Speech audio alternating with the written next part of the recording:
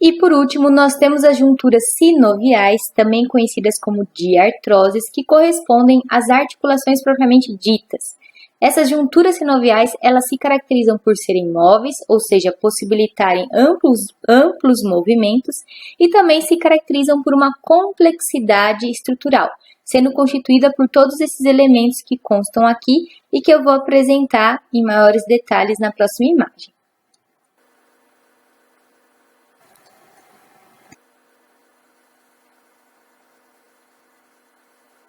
Então, esta imagem é uma imagem ilustrativa de uma articulação sinovial típica, onde vocês observam que essa articulação ela é constituída por duas estruturas ósseas, né? Sendo que as extremidades desses ossos, elas encontram-se revestidas por uma cartilagem, a cartilagem hialina.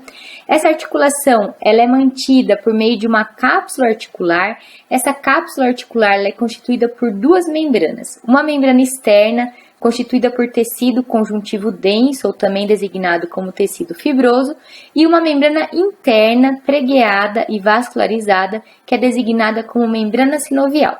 Essa membrana sinovial é responsável pela produção de um líquido viscoso, chamado de líquido sinovial, que tem como função nutrir a cartilagem hialina, que encontra-se recobrindo a superfície articular das extremidades ósseas que constituem essa articulação. Notem que a cápsula articular, ela acaba formando como se fosse uma cavidade, então, onde esses ossos se articulam, que é a cavidade articular, que vai ser repleta, portanto, do líquido sinovial. Existem outros elementos que podem constituir essas articulações sinoviais, estando implicados tanto na mobilidade quanto na estabilização dessas articulações, que são os meniscos, que são discos de fibrocartilagem que podem ocorrer no interior da cavidade articular entre as extremidades ósseas, e os ligamentos, que são constituídos que são faixas, né, de tecido conjuntivo denso ou tecido fibroso, que podem ocorrer tanto no interior da cavidade articular como externo à cápsula articular.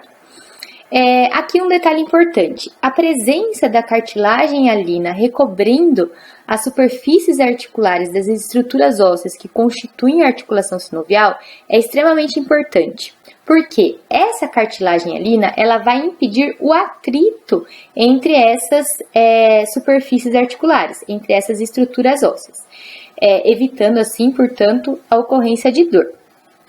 Em determinadas doenças degenerativas, como artroses ou osteoartrite, o que acontece é justamente a degeneração dessa cartilagem hialina e, consequentemente, também alteração dos demais constituintes dessa articulação sinovial, causando desestabilização da articulação e maior contato entre as estruturas ósseas que compõem essa articulação, resultando em dor.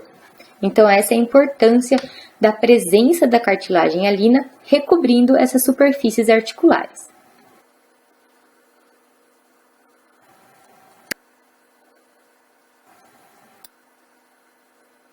Então, reforçando o que já foi dito no slide anterior, aqui nós temos uma nova imagem, né, representando então a superfície articular das estruturas ósseas que constituem essas junturas sinoviais.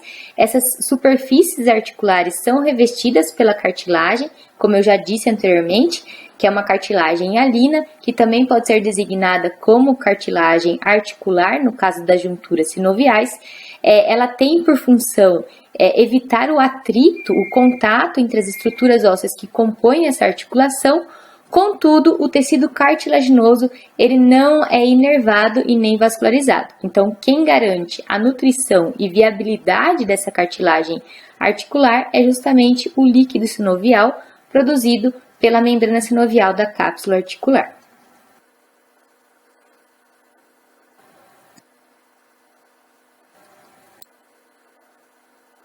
A cavidade articular, por sua vez, é o espaço que ocorre entre os ossos que constituem essa articulação. Essa cavidade articular ela vai ser circundada pela cápsula articular, ou seja, acaba que a cápsula articular acaba delimitando essa cavidade articular, e essa cavidade ela vai ser preenchida pelo líquido sinovial, que é um líquido viscoso, lubrificante. Já a cápsula articular, como nós já vimos anteriormente, ela encontra-se inserida nas extremidades ósseas que constituem as junturas sinoviais e elas são constituídas, a cápsula articular, ela vai ser constituída por duas membranas. Uma membrana externa, que é uma membrana fibrosa, constituída basicamente por tecido conjuntivo denso, rico em fibras de colágeno, e uma membrana interna, que é a membrana sinovial, que é uma membrana pregueada, vascularizada e responsável, portanto, pela produção do líquido sinovial, que vai nutrir a cartilagem hialina e preencher a cavidade articular.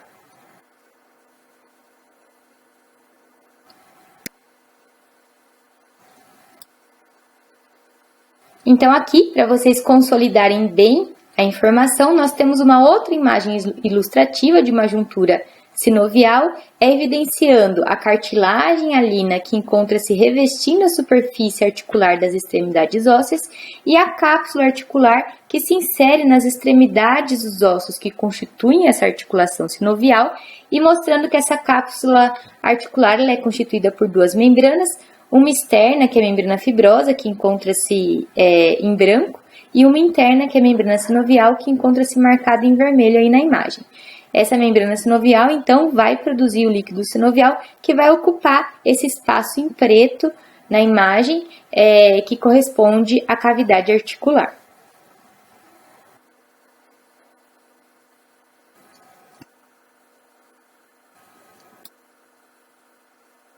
Aqui nós temos a imagem de uma peça anatômica de uma juntura sinovial, onde é possível evidenciar os elementos que a constituem. Então, nós temos a cápsula articular, com evidência para a membrana fibrosa externa. Nós conseguimos observar a presença da cavidade articular, a presença da cartilagem articular ou cartilagem hialina revestindo uma das extremidades ósseas que compõem essa articulação, e internamente, revestindo internamente a cápsula articular, nós teremos a membrana sinovial responsável pela produção do líquido sinovial.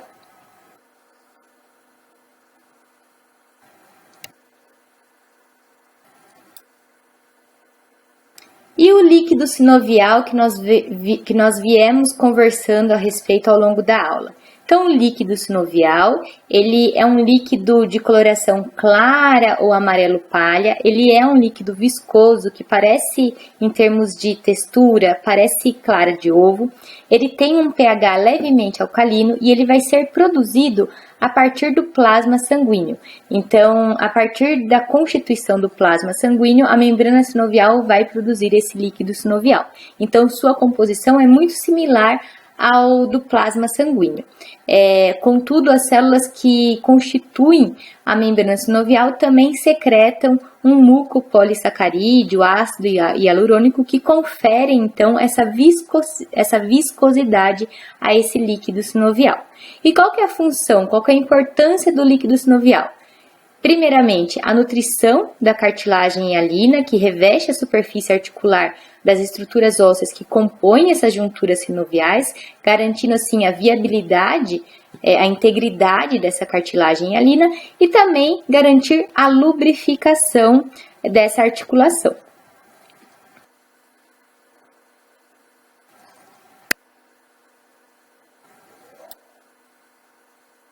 Além de todas essas estruturas que compõem as junções sinoviais, podem ocorrer elementos anexos a essas junturas sinoviais com o intuito de garantir a estabilidade dessas articulações, garantir a mobilidade e evitar o atrito entre as estruturas ósseas que compõem essas junturas sinoviais. Então, dentre esses elementos anexos, nós vamos ter os ligamentos e as formações fibrocartilaginosas, no caso, como exemplo, os meniscos ou discos articulares. Então, nós vamos conversar um pouquinho agora a respeito desses elementos anexos.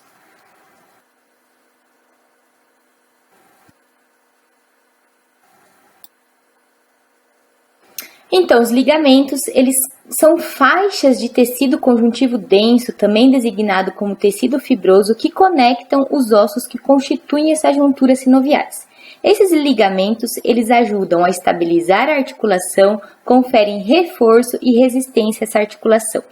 Esses ligamentos, eles podem ocorrer no interior da cavidade articular, sendo designados como ligamentos intracapsulares ou intraarticulares, ou eles podem ocorrer externamente à cápsula articular, sendo designados como ligamentos extracapsulares ou periarticulares.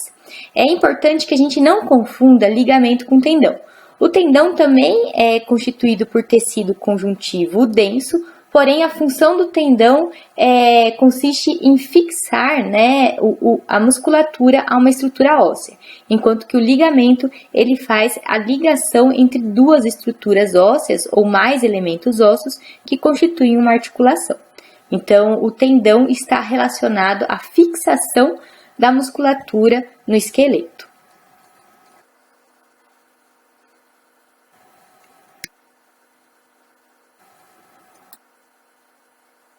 Então, aqui, nesta imagem, nós temos um exemplo de ligamento intracapsular ou intraarticular, que ocorre no interior da cavidade articular, que corresponde aqui, neste caso, ao ligamento cruzado do joelho.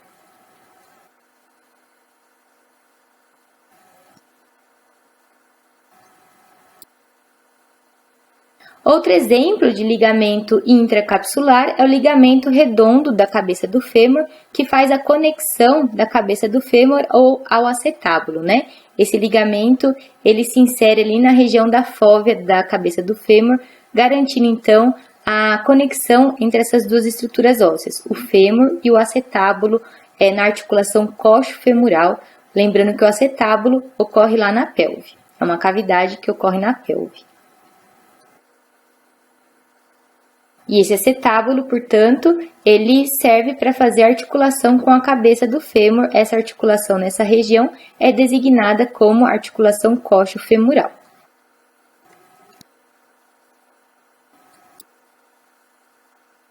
E nós temos ainda os ligamentos extracapsulares ou pericapsulares, que ocorrem externamente à cápsula articular.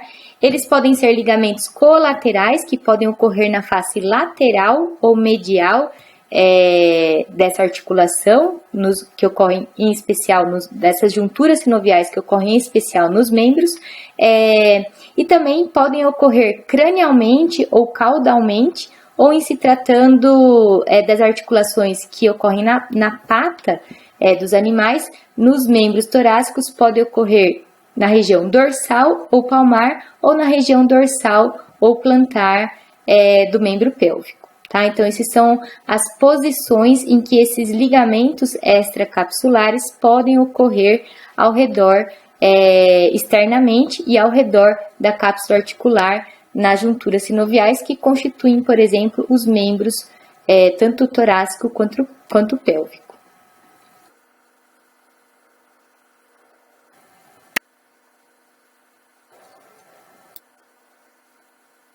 Então, nesta imagem dessas peças anatômicas, no canto lateral direito, nós podemos visualizar a presença dos ligamentos colaterais lateral e medial, fazendo então a conexão ali entre rádio, carpo e metacarpo nessa articulação.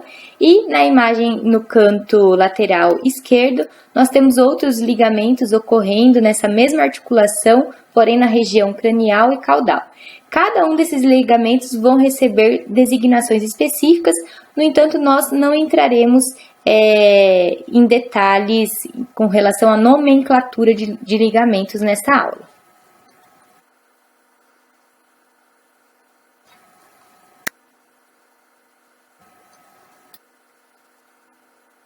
E por último, em se tratando da questão estrutural das junturas sinoviais, nós podemos ter também em algumas junturas sinoviais a ocorrência dos meniscos.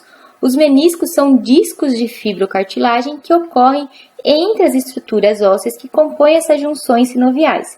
E ele tem por finalidade garantir a congruência das cartilagens articulares, ou seja, garantir a conformidade, a uniformidade dessa articulação, possibilita uma maior amplitude e variedade de movimentos e, além disso, reduz a concussão, ou seja, o impacto. Ele serve como se fosse um amortecedor, né? Reduz a pressão, o impacto nessa articulação, tá? Impedindo, assim, que as estruturas ósseas também entrem em contato uma com a outra, resultando em dor, por exemplo.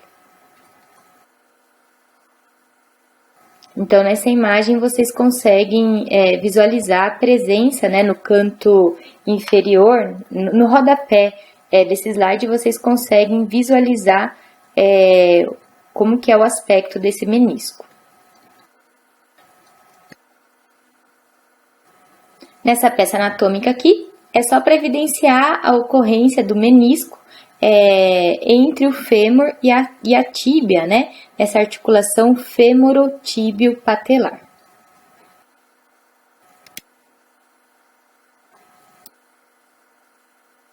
E quais são, portanto, os movimentos articulares que essas diferentes articulações possibilitam? Então, nós podemos ter os movimentos de deslizamento ou resvalo, nós podemos ter um movimento angular ou um movimento rotatório. Agora, o tipo de movimento que determinada articulação vai realizar depende muito do tipo de articulação, se ela é uma articulação fibrosa, cartilaginosa ou sinovial. Geralmente, as articulações fibrosas, elas tendem a ser imóveis ou semimóveis. As cartilaginosas tendem a ser semimóveis, possibilitando pequenos movimentos bem sutis, enquanto que as articulações sinoviais é que possibilitam uma maior amplitude, uma maior variedade de movimentos.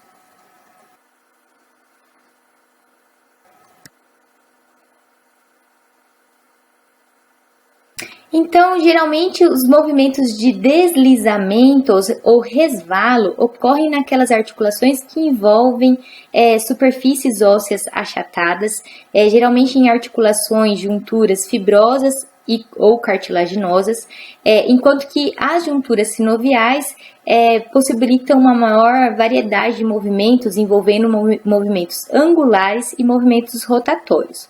Os movimentos angulares se caracterizam pela diminuição ou aumento da angulação entre as estruturas ósseas que compõem essa articulação.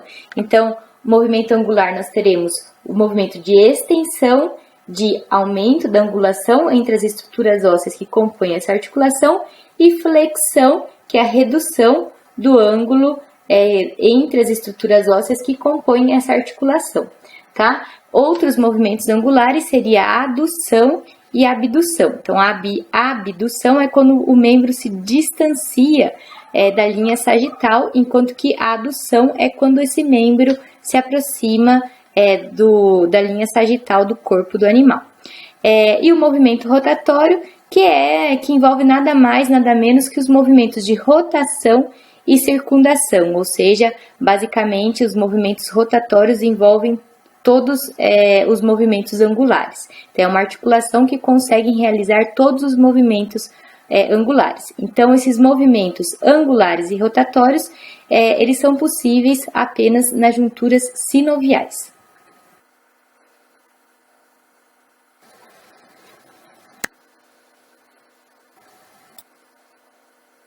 Bom, dada a sua complexidade morfológica, as junturas sinoviais elas podem ser classificadas ainda de acordo com as estruturas que compõem essas articulações.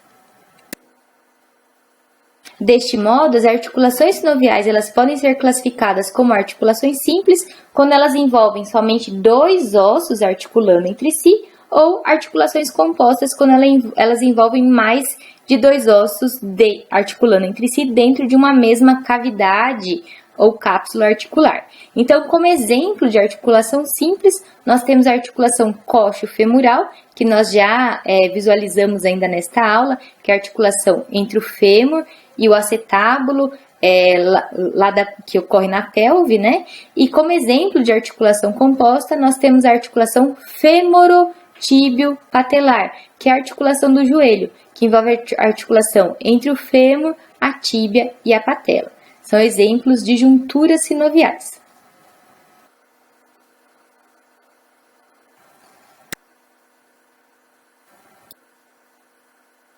E as junturas sinoviais podem ser classificadas ainda de acordo com seus eixos de movimento. Deste modo, as articulações sinoviais elas podem ser classificadas como monoaxiais ou uniaxiais quando elas possibilitam um movimento apenas em torno de um mesmo eixo, que são os movimentos de flexão e extensão. Essas articulações monoaxiais ou uniaxiais, elas ocorrem em especial nas articulações que constituem, na maioria das articulações que ocorrem na realidade nos membros torácico e pélvico. Nós temos daí as articulações sinoviais biaxiais, que são aquelas que envolvem dois eixos de movimento, ou seja, articulações que realizam não apenas a flexão e extensão, mas também a adução e abdução, ou articulações que possibilitam outros dois eixos de movimento, como é o caso da articulação temporomandibular, que ela possibilita a abertura e fechamento da boca, assim como a lateralização da mandíbula, né? Então, essa articulação temporomandibular, ela possibilita a abertura e fechamento da boca, assim como a lateralização da mandíbula. Ou seja, vejam só, nós temos dois eixos, ela é biaxial.